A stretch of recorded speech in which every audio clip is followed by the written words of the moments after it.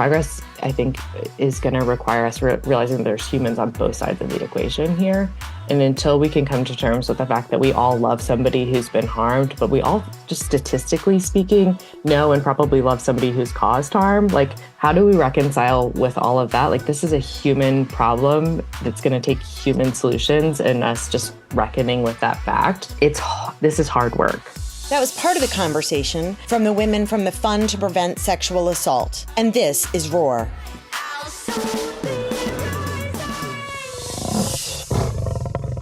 Hi, everybody. This is Danielle Davies, the host of Roar. Far too often we hear about sexual assault after it happens. But what if we could stop it before it begins? Today on Roar, we're speaking with two women at the forefront of an effort most people don't talk about nearly enough: prevention. I'm honored to be joined by Jess and Kristin Hatcher, co-founders of the Fund to Prevent Sexual Assault, an organization with a bold public health vision to reduce rape in the United States by 70% by the year 2050. They're funding ambitious research, breakthrough prevention ideas, and innovators who are reimagining what safety could look like for women and girls. We'll talk about why prevention has been underfunded, what real progress could look like, and why this work has to be led by people committed to women's safety and agency. We'll also touch on how cultural forces, from institutional failures to the ongoing public reckoning with sexual violence in the news, make prevention work both urgent and complex. Welcome, Kristin and Jess. I'm so happy that we're managing to do this. Thank you for having us. Excited to be here. I'm thrilled. So I'm going to just jump right in because I don't want to take up your whole day, and I do have a lot of questions. But regarding rape and sexual assault, most of the public conversation and even funding has focused on response after assault, not prevention before it. Why do you think that imbalance has persisted? And was there a moment where you thought, if we don't change the approach, nothing is really going to shift or change? Yeah. Let's dive in. What was that moment? Let's get into it. Sorry, we'll just jump right in. Forget where you're from, Perfect. Yeah, so I guess a little bit of background. So Kristin and I met when we were working together on the survivor support side of things. So we were working at an organization called Callisto that built an online platform to support survivors on college campuses, and really help to empower survivors around their decision of whether or not to report their assault, and to help detect serial offenders. And we found that work of being on the survivor support side of things so important and so critical. But there's very much this sense of, well, nobody should need a platform like this in the first place. Exactly, right? And there was this sense of, if you're supporting survivors, but the systems that they're reporting into are so broken and don't result in the outcomes that they care about, you're only getting part of the way there. And so we became interested in also, how do you make sure that there are options for survivors after their assault to stop their perpetrator from doing it again that actually work?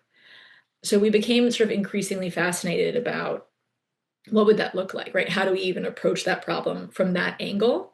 And how do we not keep putting the onus on women and girls to protect themselves, but actually say, why does this behavior begin in the first place on the part of perpetrators, and what do we do about it? So it's been kind of fun to switch that frame and that lens, because it gives us a lot of hope, and it gives us a lot of sort of creativity and the opportunity to be thinking at this problem from a totally new angle that, to your point, like, it just isn't talked about that much from that side of things. It's not. It seems like it's like just don't. And that's correct, but you got to get to the source of the why people are behaving in this way. And also, when you said putting the onus on women, one of my earliest episodes, I interviewed a woman who teaches a self-defense class for women. And a lot of it is, and she was great, and she's like, a lot of it is awareness and all this stuff, but she's like, she gets a lot of pushback that we shouldn't have to teach women self-defense. And she's right, we shouldn't have to. But unfortunately, until we work on preventative measures,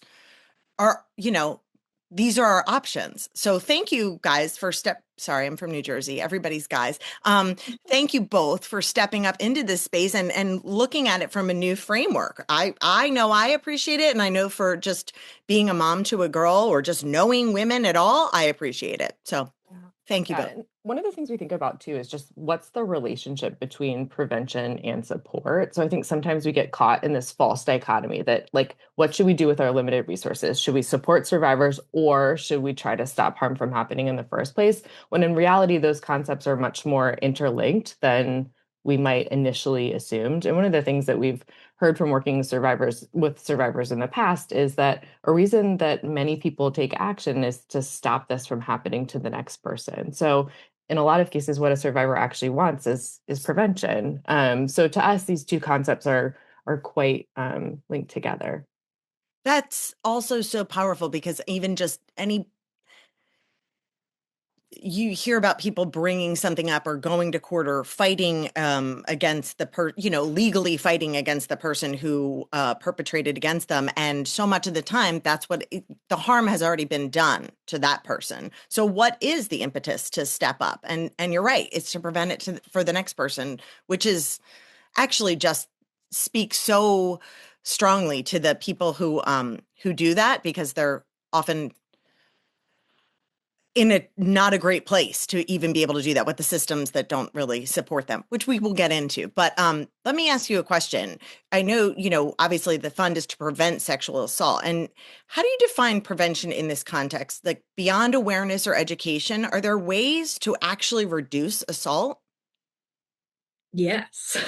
Me. Luckily. I mean, when we think about, right, the way that we've traditionally been doing prevention, it's mostly sort of school-based education, right? Which doesn't happen in all schools, in many schools, doesn't happen to do any sort of consent education, especially not anything that's to the degree needed to really change behavior. But there's a lot of potential of school-based education, how you get that to work, because it is a case where often teens just don't really know what they're doing, and they're learning about what normal looks like from porn, right? That's their model of what consent looks like. That's how they're learning to communicate with each other. Those are the norms that are being reinforced.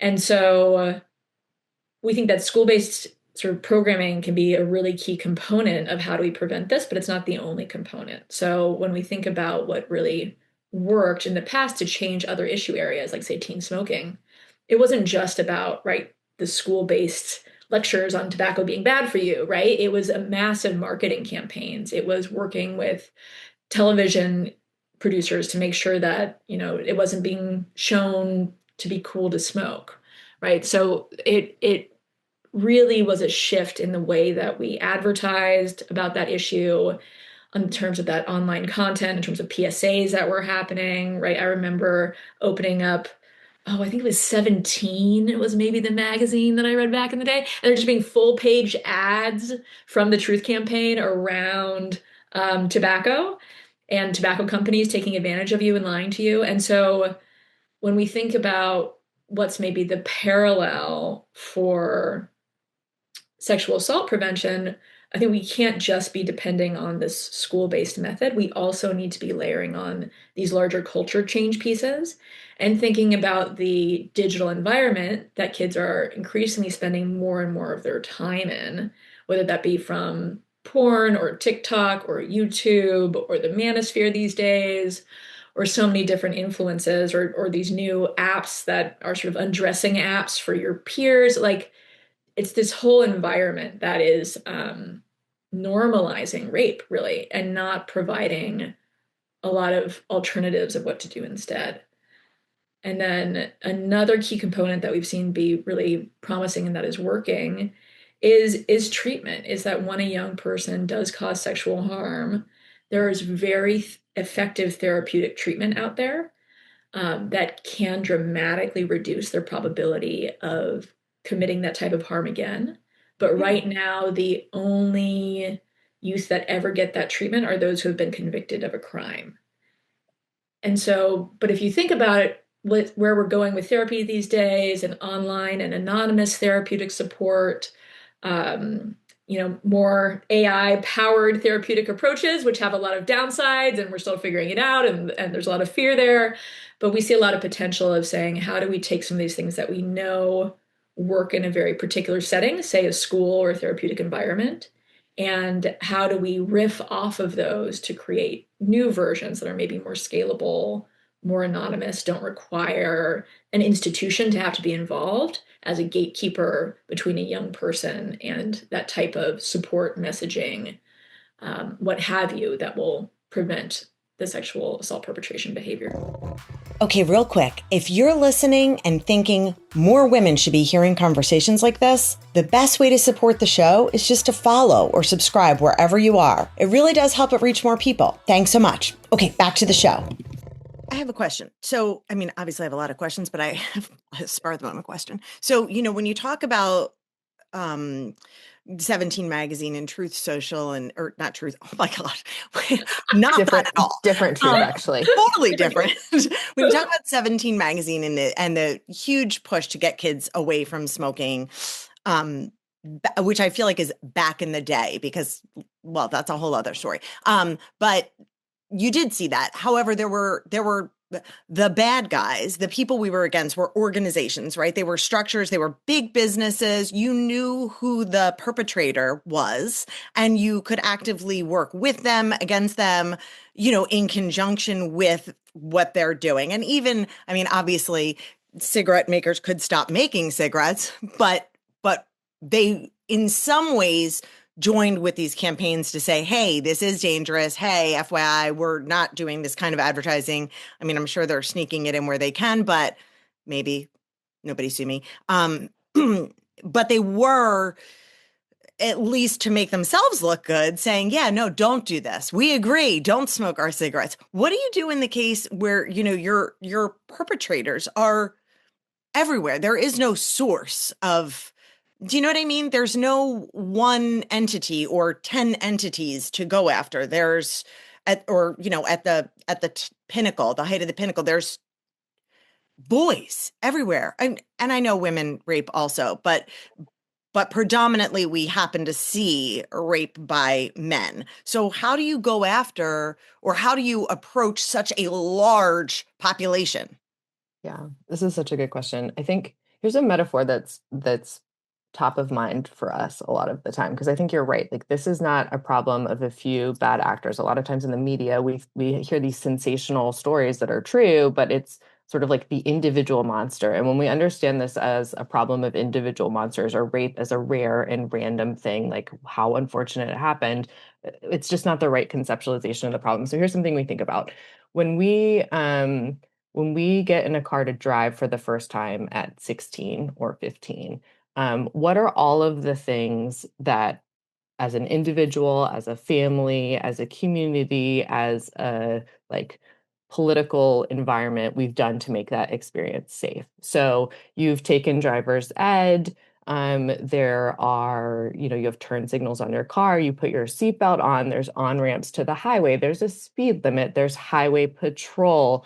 You might get pulled over. Like, there's all of these things, both from a built environment and from policy and education, that have gone into making that experience safe. But as these researchers that we really admire, Hirsch and Kahn, they're out of Columbia, lots of good thinking on this. This is really their metaphor. But we're sort of doing the equivalent with sex of turning our eyes when our kid grabs the keys and walks out the door to drive the car for the first time. There's almost nothing to support the experience of a kid having sex for the first time. And until we think about all of the different levels of intervention that could go into making that a positive, consensual experience, we're never going to get as far as we need to in terms of solving the problem. That was great. Thank you. I really appreciate that analogy. That was a really great way to look at it. And it's interesting too, because there are so many guardrails when you first learn to drive. My daughter just got her license 2 months ago, so it really okay. You're feeling it. You're feeling it. I was when you said, and they go out the door and you look away, I was like, Because you're tracking. I'm like, okay, she's down the street. She's made a left. You're Right. you're concerned, and your concern does not end when she gets in the car. And neither actually does your action, because I am, especially now, because we do have these devices, and very good point that nobody is there to kind of guide them into their first sexual experience or any sexual experience. Yeah. And as a parent, there's not a lot of support for you having a kid that, eventually may have sex, unfortunately, be if I'm the one telling you that. It's okay. It's okay. Yes, I'm aware Sorry, of we'd have to go down that road. Yeah, I was like, this will be the end. Parents need support as well, because this is tough stuff. And you don't want your kid to be navigating this solo, and parents need support as well. We need all of us at different layers thinking about how to support younger folks. Yes, absolutely. So let's talk about so how the fund works is you're raising money, and then you choose through applications, right? You have applicants who are applying to basically be the recipient of these funds. These are the projects that you see viability with at this moment. Correct? Or close? Okay. Exactly. So would you guys be willing to share an example of a prevention idea or a pilot you're funding that you feel hopeful about? Yes, we have And if three, not, so I don't want to have to choose because they're all so. No, maybe we could do a quick overview of all three, because they're fantastic. I would love to hear about them. Yes. Okay, great. So we have three grantees. Yeah, they all applied through this open application process that was focused on how do we prevent high school age peer-on-peer rape perpetration. So we're focusing on a very particular behavior at a very particular age. And the other aspect of the open call was everyone who applied needed to be using technology or social media to directly reach young folks who are at high risk of perpetrating or have already caused harm. So it was a pretty narrow focus for an open call. We got over 100 applications from all over congratulations. The country. Thank you. From That's lots awesome. of different fields for folks who had ideas that fit that pretty narrow criteria. Just that alone is so hopeful. Like, just that alone, there are that many people or organizations thinking about it is just because some of what you're saying is making me like, and then other parts of what you're saying, I'm like, okay, good. Continue. I'm sorry, I cut you off. Yeah, no, us too. I mean, we didn't know, this is the first time we've run this incubator, so we didn't know what we would get. We were hoping that we'd get at least 20. But we were clicking refresh on the submission deadline to see how many, because we really didn't know. But our assertion in starting this was that there isn't a shortage of ideas. There isn't a shortage of people who care about this issue. There's a shortage of capital to invest in things that are promising. And so ideas don't get tested because there just isn't the funding available to do it. So we wanted to create a fund that would mobilize capital and see how much change we could actually create. Oh, yes. I have so much to say on that, but continue. I'm not going to do it. And now our fabulous grantees, Jess. Okay, so after that process, we unfortunately only had funding to support 3, but they're fantastic. And one of them was an existing organization that we're helping expand what they're doing. And the other 2 started from scratch and that probably wouldn't have happened if not for that open call. So it's a mix. So the first one is called Teach Us Consent. It is an initiative out of Australia originally that we're helping expand to the US. And they are using social media in a way that I have never seen to teach young people about consent online, right, through their phones and on the social media platforms that they are already on. And it's just their campaigns that they're doing, their messaging that they're doing, it's so smart. It's so clever. They have so many sort of followers who are enthusiastic about their content. It's so slick. It's really fun to see an organization doing online consent education in a way that is high quality, scalable, appeals to young folks, is meeting them wherever they're at. It's excellent. And so we're excited about the type of content that they've created in Australia and how might they riff on that for an audience in the US and build their audience in the US. And they've been really effective at then using that online following to help advocate for changes in policy to create consent education, age appropriate consent education in schools in Australia. And while now is maybe not the time to be doing a big federal policy play around consent education in schools in the US, certainly trying to begin to understand the US market and figure out how to in a market where it is trying hard to do policy change right now, how might you kind of work around that, right? And find another way to educate young folks. So that's one of our initiatives run by. Wow. That's awesome. All right. And I know they're not in the US market yet, but online, can we access them now already just to check it out? Okay, great. And I'll have that in the show notes so people can check it out too. Yeah, all of them have their own website these days. And so that's one. The next one is the Kaisa project, and it's looking at sort of misogyny in the gaming industry and rape culture in online gaming, where young boys are spending so much time on online games often, or watching streamers who are streaming what they're playing on Twitch or YouTube.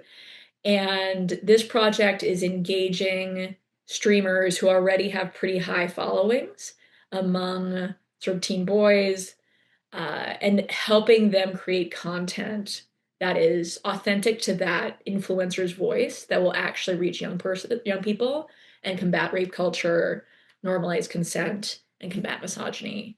Wow. In gaming culture. And so we think that that's really clever, and they're testing out all these new approaches of how do you reach an influencer, how do you recruit them, how do you give them the training and support they need to create content that is high quality and authentic and that will resonate with an audience. And then they're collecting data on did that work. So they're beginning to test not just the method for how do you get these folks on board to create this content, but how do you help support them in creating content that actually changes attitudes and behaviors. So that's super cool. Oh my gosh, this is so great. Okay. And then the last project, which is this okay, is a sort of a standalone web app right now to help young folks figure out whether or not a sexual situation they had or romantic or flirting situation that they had was basically consensual or not, and to what degree, and especially if they might have done something that they're feeling kind of weird about, or they feel like they got signals from another person that were not 100% enthusiastic and they're trying to interpret that, giving them support to try to diagnose what happened in that scenario and what might they have done differently, or what could they do in the future, or when they're planning something like around hooking up with somebody or what have you, being able to give them advice around what they're planning and whether or not it is sort of appropriate, whether or not they could think about it differently, what's the right way to approach it.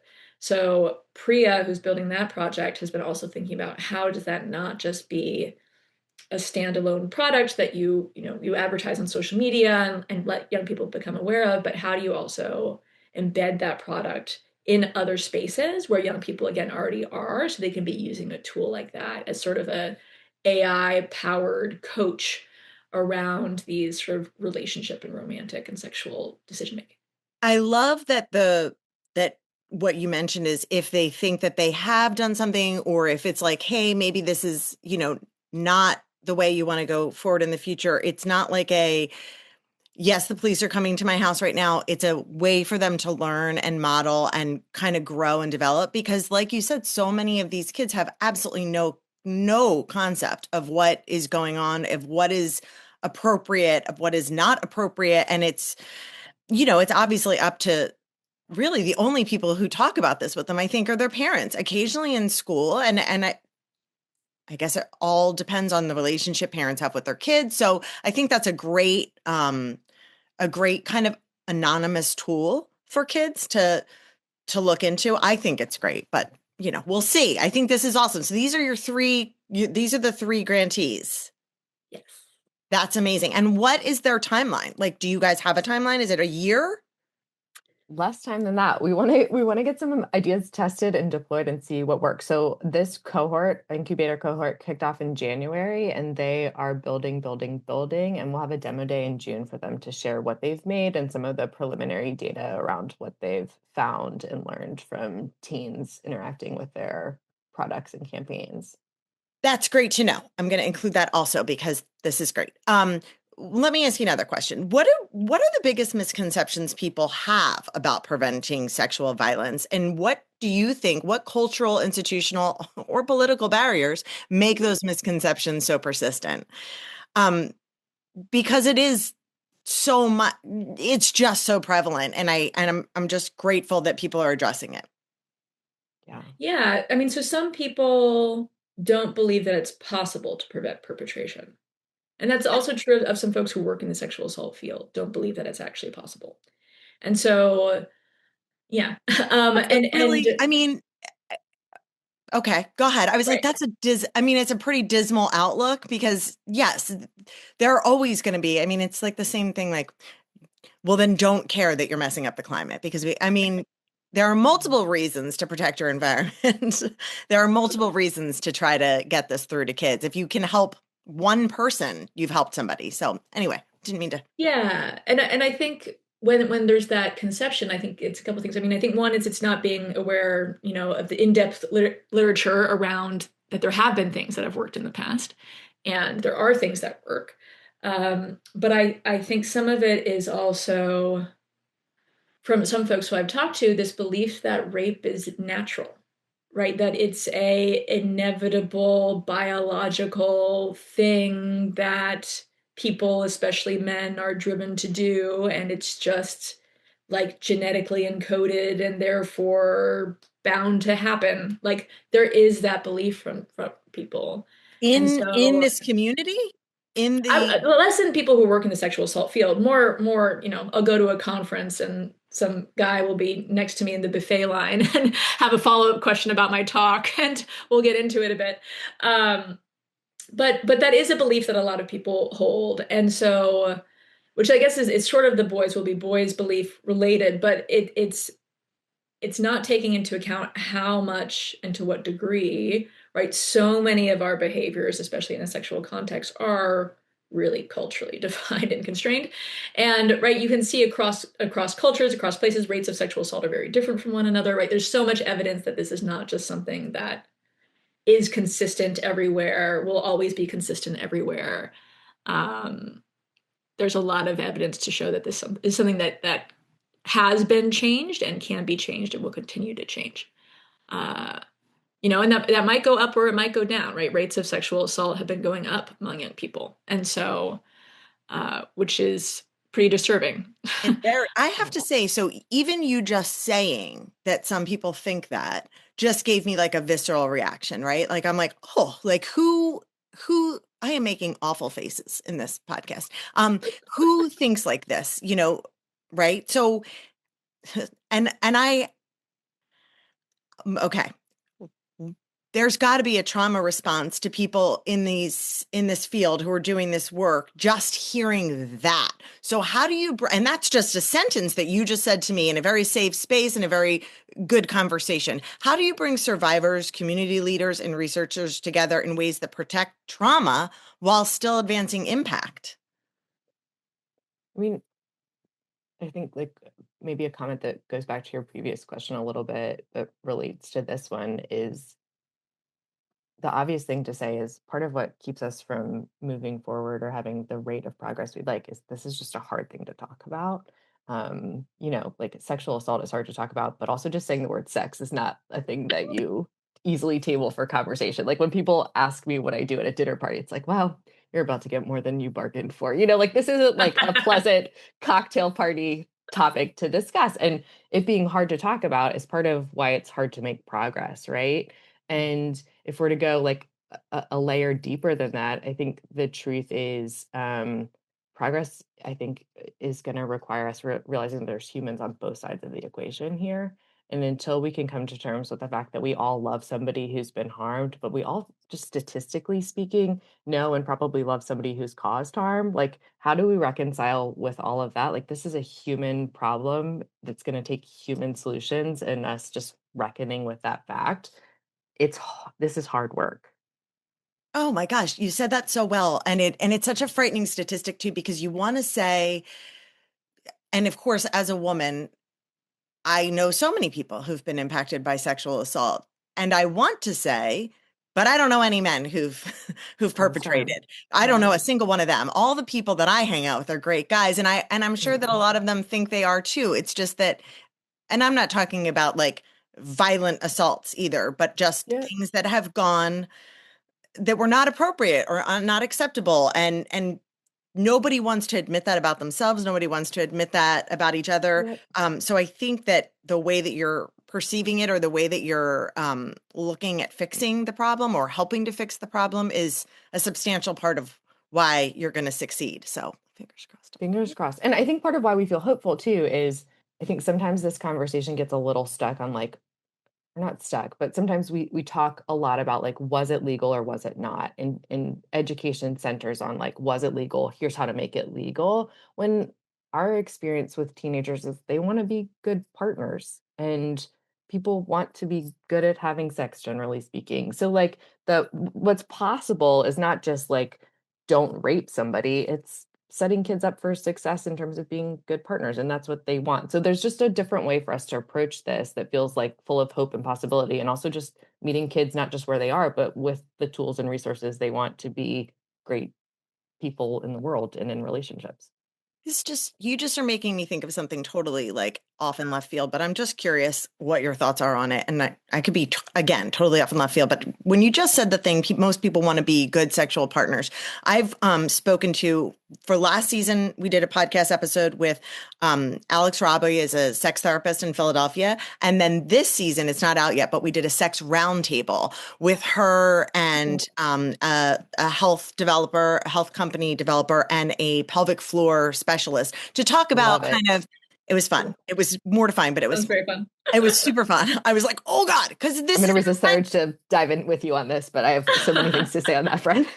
well, their language, their everyday language is different than my everyday language. And Sure. so it was really, it was really interesting. And especially when I already recorded with Alex, for some reason, it didn't show, you could not see my reaction when she was saying certain things. And I was like, thank God, because I must have been beat red. And, then that's just the culture I grew up in. And, but I'm curious, when you said and Alex says that a lot, what people want is to be good partners for each other. They want to have good sex with each other. This shouldn't be, it's like people are embarrassed to say, I want to have good sex with my partner.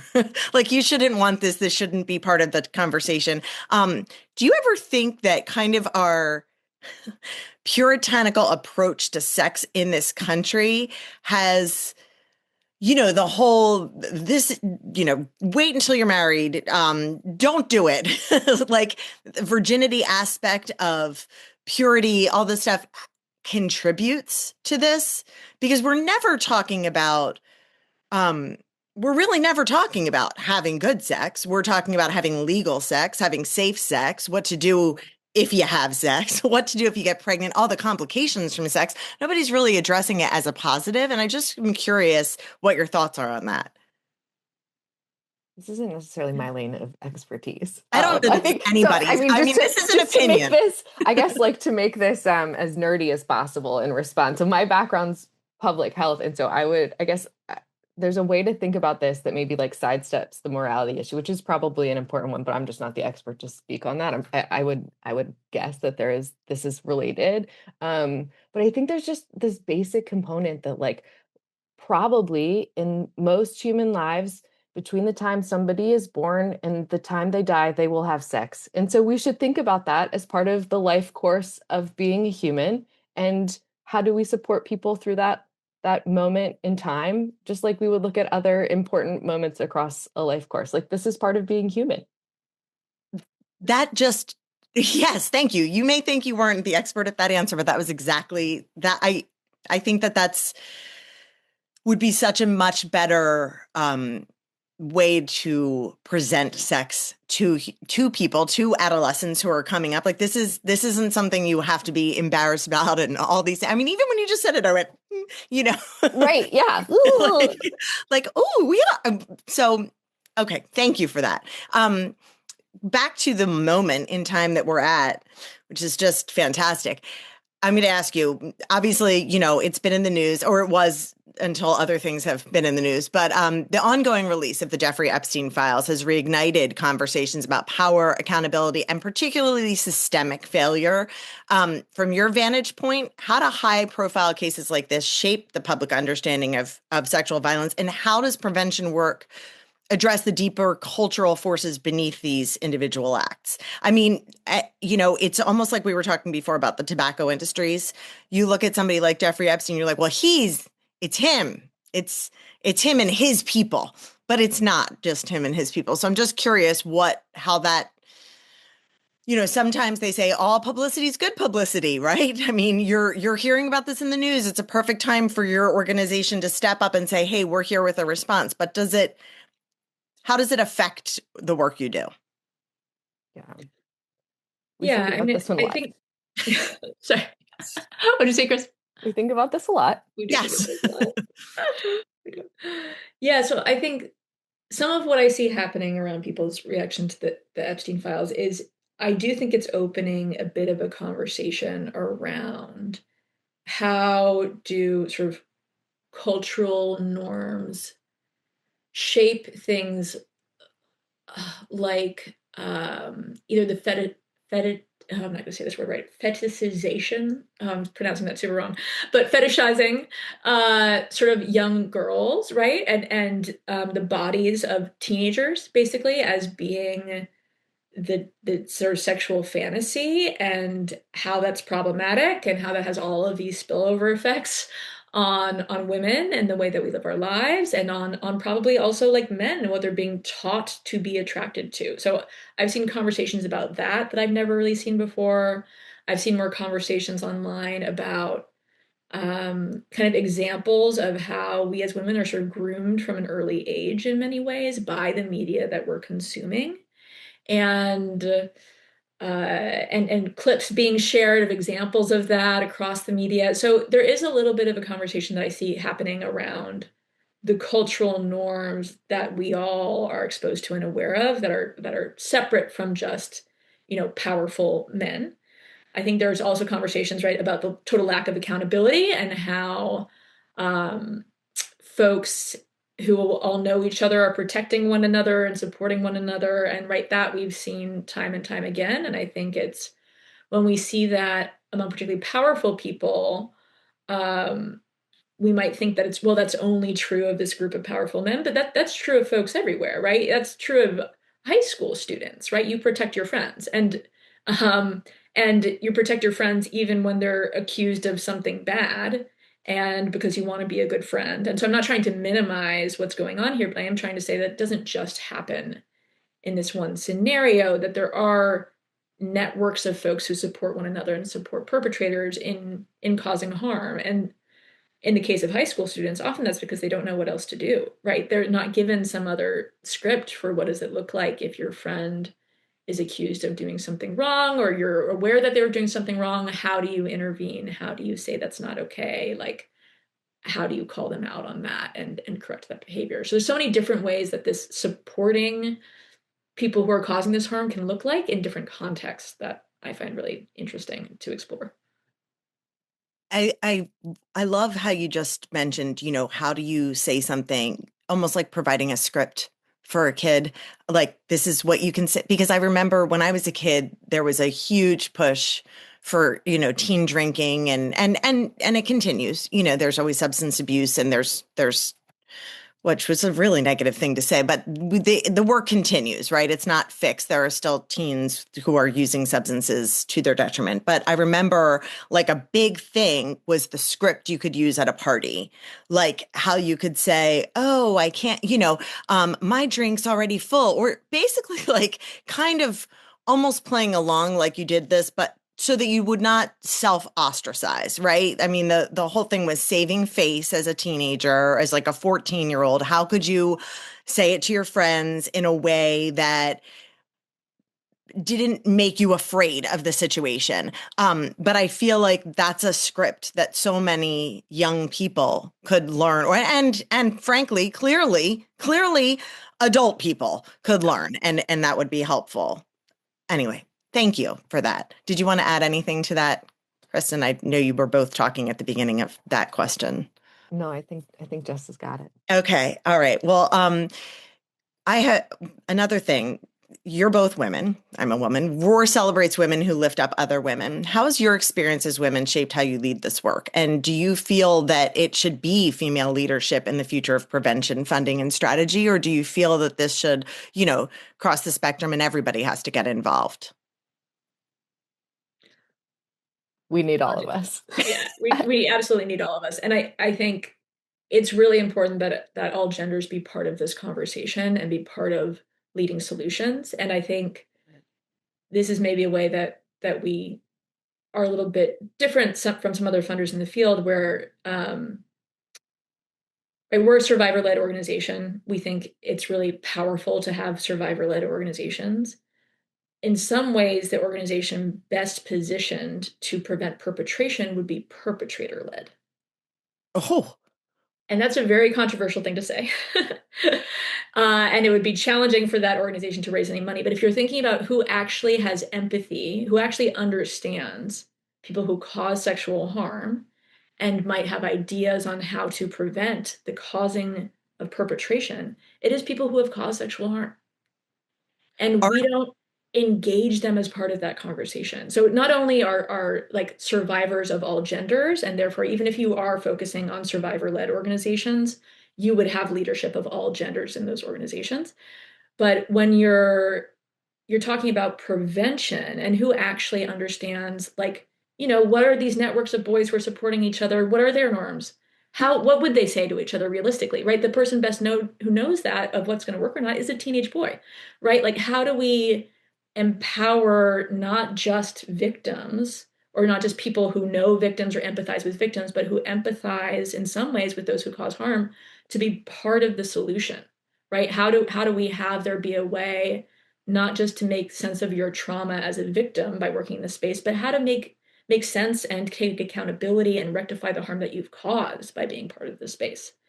And figuring out how do we do that well, how do we do that in a space where there are a lot of survivors, and how do we make sure that they're feeling safe and supported and held, is critical to figuring out how to do this. But when we only say that only one type of person is allowed to propose a solution or lead an organization in this space, I think we're losing so much of the creativity and ideas and perspectives that would be essential to actually solving this problem.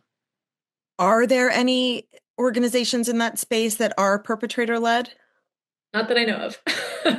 And it's interesting too, because, you think about, like, there are, okay, again, in the alcohol space, you often have people who were addicted and have recovered from substance abuse who speak about it. And I mean, my own sister is somebody who does this. I mean, she was an addict, and now she doesn't speak on stages, but she speaks at a lot of meetings. She works with a lot of people because she knows all those trigger points. She knows personally and profoundly every single step. So it makes so much sense what you're saying. I wonder if it's such a raw feeling, I would imagine, for any victim to think, oh, I'm gonna like let the perpetrator go lead this.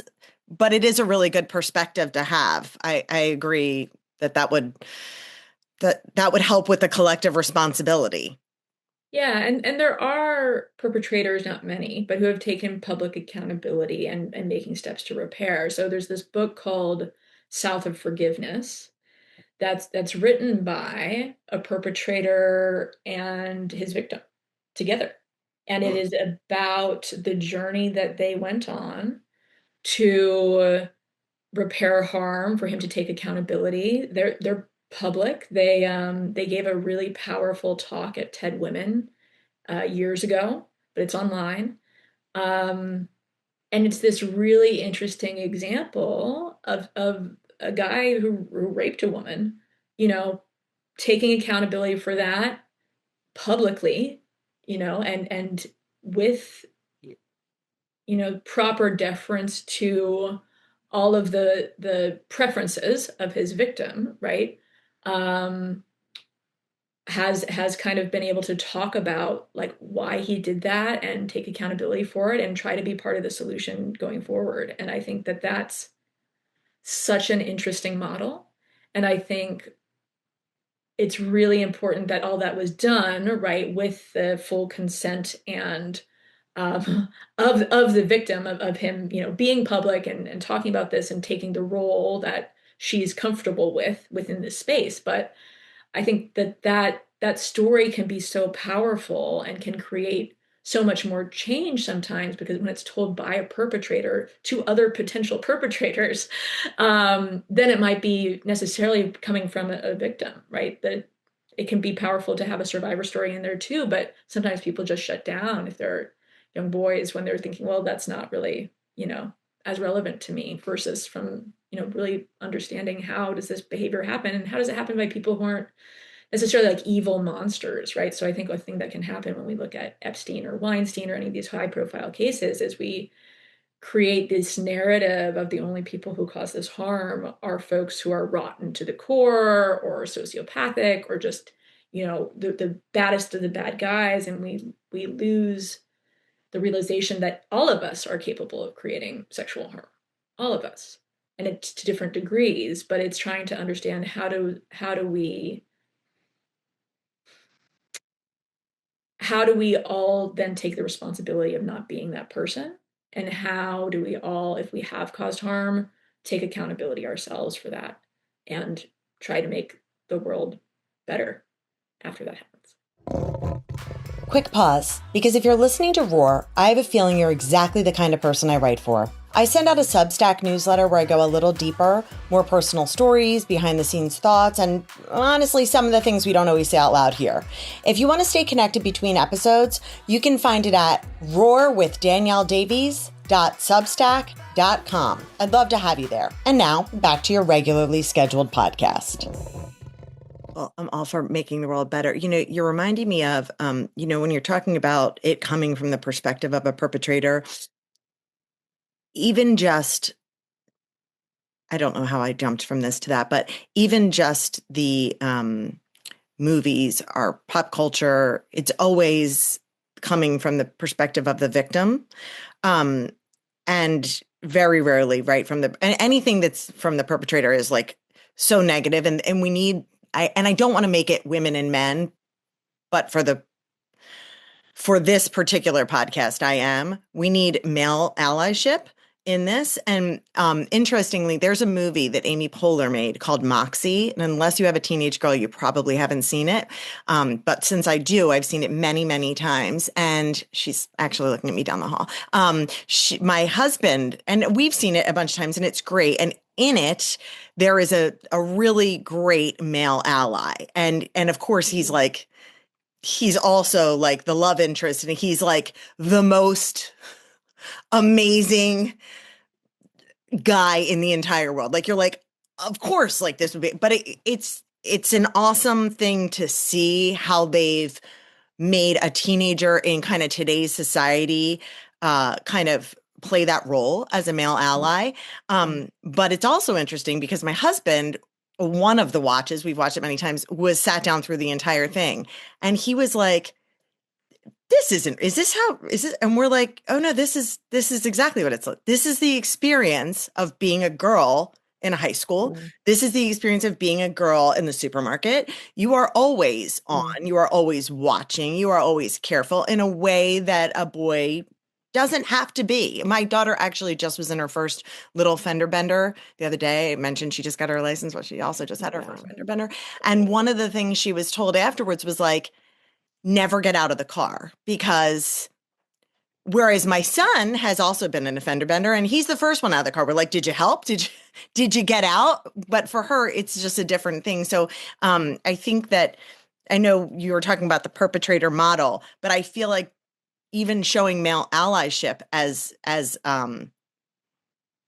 like examples of male allyship in a broader sense to a broader community could be helpful in some way, just to see what good people really look like. I think a lot of us are very accepting, especially my generation. There's a whole generation of, oh, there are the people that boys will be boys and this is what we did and we were just kids and we didn't know. And when I look back now, I'm like, oh my God, I'm so horrified by so many things that occurred just around me in my life, in my high school education, college education. The things you saw were so wrong, clearly wrong, and it takes that kind of flashlight moment to see it. But sometimes we absorb things best through pop culture, and there's no pressure, right? We're just watching a movie, and look how much you can learn. I'm sorry that I just totally went off course, but you should both watch that movie, Moxie. If you could. Done. Please, thank you. It's today on your flight home. I'm going to ask two more questions for you because especially when I just said when I look back, right? So I'm talking about I'm having my 30-year college reunion this summer. So, right, I'm looking back at that time period. When you look ahead 5 to 10 years, what signs of progress would tell you this work is moving the needle? I love this. I just hit my laptop. Whoops. That's fine. I'm dodging the question literally by the form of just whacking my laptop out of the way. So there's a few ways that we think about this. One is just how many ideas have we seeded? How many new things are we trying? There's so much that hasn't been done when we think about how could we prevent sexual assault. Like there's so many things we could try. Jess and I routinely are texting each other or sending each other Slack messages that are like, what if we did this? Have you heard of that? What about, I mean, there's just so much we haven't tried. So our goal is to mobilize capital and get ideas tested and tried. Like, let's just do things. A lot of them won't work. That's okay. But just having this sort of posture of we're going to try things. And sort of by doing that, our hope is that people see it. And right now, it doesn't really make a lot of sense to be a person with an idea about how to prevent assault. Like, you have to be a little delusional to try it because the ecosystem to support you it's really tough sledding, right? Like you've got to find money. There's not much around. You kind of got to bootstrap it. You got to figure it out yourself. There's so many things you got to do. And so part of what we want to do is create the platform and ecosystem to make it easier for you to try and for you to feel less alone in doing so. So that's some of what we think about in terms of like near-term goals. And then also like, how do we just create the digital ecosystem where if you're a person who has caused harm or if you're a person who's experienced harm, there's the resources and tools that you need to start towards healing and accountability. What would that look like if that existed for teens? Wow. Okay. And I love this because your overall goal of 2050 is reduce the rate by 70%, but I love that there's smaller term goals and you're looking at that. So, and you spoke about funding. So what can we as listeners, as people who aren't doing this work, but are supporting this work or at least mentally supporting it and emotionally supporting it, what can we do? What can we do for you? What can every listener do, whether an ally, a parent, a teacher, an employer, or a policymaker, do tomorrow to to contribute to prevention? So I think there's a lot that people can do within their own roles and in their own communities. So, I mean, obviously you can donate to our fund. It's preventsa.org. Come on online, sign up for our newsletter. You'll get to learn about the issue area too and our grantees. And we have lots of information to just educate people about the issue a little bit more and about all the potential solutions to the issue, right? But also I think right within everybody's role or the many roles that each of us hold, there's actions you can take, right? Whether it's at your workplace trying to ensure that it's a place where there isn't sexual harassment or sexual harm, and that when that does happen, it's dealt with appropriately. If you're on, the PTA or you're involved in your kid's school, making sure that there's evidence-based programming happening from an early age for, not just your kid, but all of the kids that surround them. I think on the legislation side, there's so much that can happen, that should happen around really ensuring that young folks are, getting both the education they need, but also exposed to this sort of online digital space that's like actually healthy and supportive of them and their well-being and mental health in general, right? Not just at this issue and not to problematic content. Kristin, what else would you add? Ooh, yes, all of that.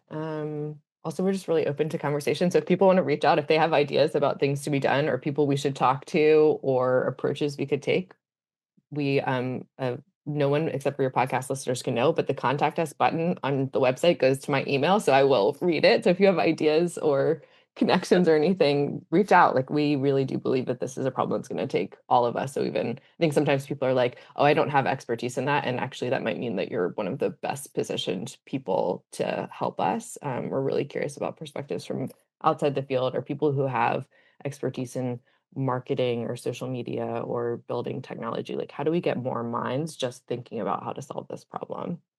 Yeah. And I if this love is an issue where people are wanting to learn what's happening in their local community and what are nonprofits there, again, just like contact us. We have a database of over 1,000 nonprofits across the country and what they're all doing and their missions and their websites and where they're based. So we can also send along data to you about what might be happening in your state or in your community with organizations already there working on this issue, whether that be on the prevention or the survivor support side of things. And many of those have volunteer opportunities. Many of them are looking for funding themselves. Often they have really small budgets that they're operating off of. So there are so many different ways to get involved in this I issue. have to say too, this is a dark subject. Obviously, this isn't fun. We want this to end. This isn't something that you want to put yourselves out of work, obviously, right? Like but the prevention side of it is the exciting part. Like, it can grow, it can help. It's like, it's uplifting. So sometimes I feel like, people are like, I can't even turn on the news. Everything's awful. And they're right.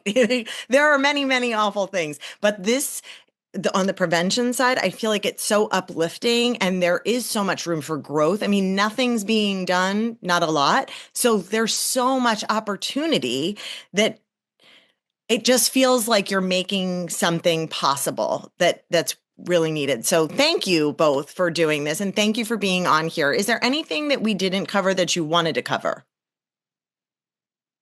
Well, I did want to say why we're focused on teenagers. Oh, please do.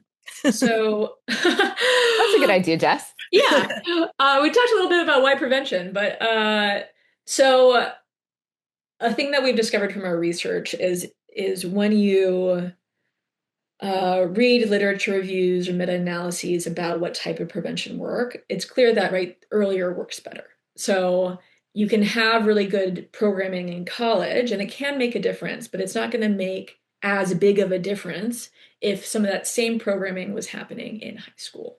And it depends on the kid, right? A lot of kids these days don't have sex right until after they graduate high school. Most kids don't have sex until after they graduate high school. But so many of the norms that young people are learning around sexuality, around consent, are happening in high school, right? When they're first hitting puberty, when they're first running across pornography, which is unfortunately happening younger and younger. And that pornography can be very violent that they're running across. But it's really clear that if you start early, you can make such a big impact on this issue, which is true of so many other issues, right? Another thing that we've learned from our research is that perpetration behavior often does begin pretty young, and that around 5% of teen boys will rape a girl before they graduate high school. And that 40% of boys who rape a girl in high school will continue to do it in college. And so a lot of the That's a time we sobering talk about statistic. this, yeah, it's really terrifying. It's And we know rough. that half of rape survivors are first assaulted before they're 18 on the victimization side of things. Half. Half. So when we talk about this issue, we often talk about it happening in college, which it does. It's probably one of the highest risk times in your life is in college for both perpetration and victimization. But a lot of it does happen earlier too. And we're often that has this huge ick factor, or we're used to thinking about child sexual abuse as only being adult on children. But a huge proportion of what is child sexual abuse, the abuse of minors, right, is happening by teenagers on other teenagers. And we just don't talk about it as being that type of problem. And so both we find that really disturbing and we think that that's a huge opportunity, because if you can reach young folks when they are developing, when they're first figuring out what it is that they want to do in the sexual sphere, when they're first figuring out who they're attracted to and how to flirt and how to tell if somebody likes them and all of that, right? Like if we can support them at that age of making good decisions and, not creating harm, and if they do, doing that repair and not doing it again, it can be really powerful of the long-term impacts, right, of that young person who's getting those norms at that age, and who do they grow into when they become an adult, and what behaviors do they do then? It's like you guys said, these hard conversations, like that could not be a harder conversation. And so therefore it's the most important kind. So I'm just really great. It's hugely hopeful too, right? Like it's like I have 2 young boys. To hear the 5% stat for me, like I almost can't. And I almost can't. But the reason I can is because the literature that's emerging around intervention at this age is so hopeful. Like it's such a modifiable behavior at a young age. So if we are able to sort of stick with the conversation, to look at this issue in the eye, like the possibility of behavior change is very, very real. Like all we need, we need to enter into the moment, and we can make things different for the next generation of kids. Absolutely. Absolutely. I have so much. I could stay on the phone with you. I could stay on this for like many, many hours, because I feel like we could delve off into different directions. But I'll let you wrap this up. I'm so grateful to both of you for being here. I'll have all the information, for people to find out more about the fund, the grantees, how they can donate, how they can support you, how they can support their communities in the show notes. And I'll send out an email as well. So, thank you both so much for being here. Thank you. Danielle, thanks for the work that you do as well. This is important. Thanks. Oh, thank you. I appreciate that. I'm so grateful for this conversation with Jess and Kristin, because it takes something that can feel overwhelming and distant and makes it clear that prevention is actually possible, and that when women step in, something powerful can happen. Next week, we're moving into a different kind of conversation about power. What it looks like in the workplace, how it's experienced, and how women can navigate it without losing themselves in the process with Jin Liu. If this episode made you think of someone, send it to them. That's how these conversations keep going. Thanks for listening, and we'll see you next week on Roar.